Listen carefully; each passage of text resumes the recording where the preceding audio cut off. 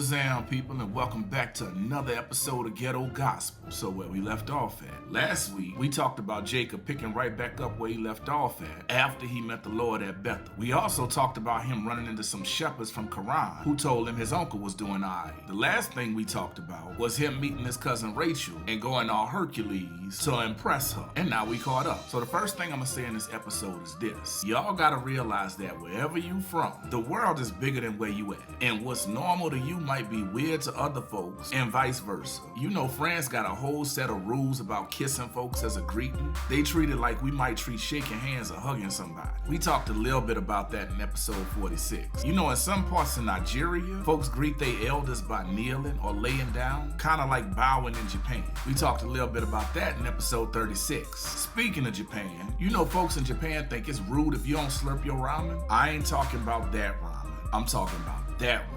If you ain't never had real ramen before, it's way better than that other stuff. The point is, folks do stuff different in different places and at different times.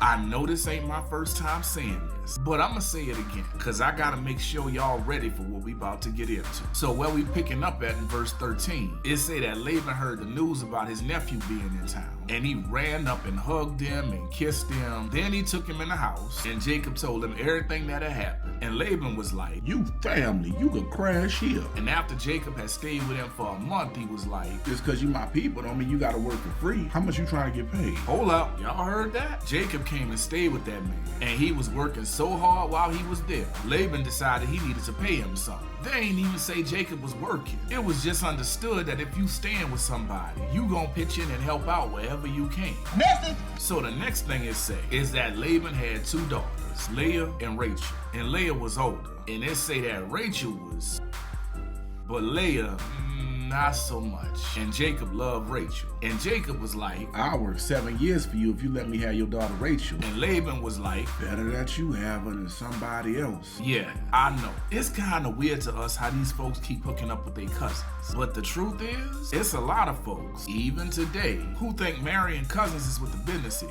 In parts of Europe, Asia, and especially the Middle East, a lot of folks is hooking up with their cousins, either because they want to marry somebody with the same values and beliefs, or their communities just ain't that big, or they trying to keep the money in the family. I imagine Isaac probably had a little bit of all of this in mind when he told Jacob to go marry one of Laban's daughters. Now, another thing I ain't gonna tiptoe around is this. If you pay attention, you'll notice that it wasn't no big romantic thing where Jacob got down on one knee and proposed to Rachel, or nothing like that. Jacob asked her daddy if he could have her. It don't even tell us how Rachel felt about the whole situation. At least with Rebecca, her pops and Laban let her have some say in the matter. So we gonna put a pin in it right there for this week. But next week, we gonna see how this whole thing pan out for Jacob. So that's it for this week. If you don't know Jesus, but you trying to get to know him, go and click that first link in the description down there. I'll see y'all next week. And as always, peace, and I hope y'all people straight.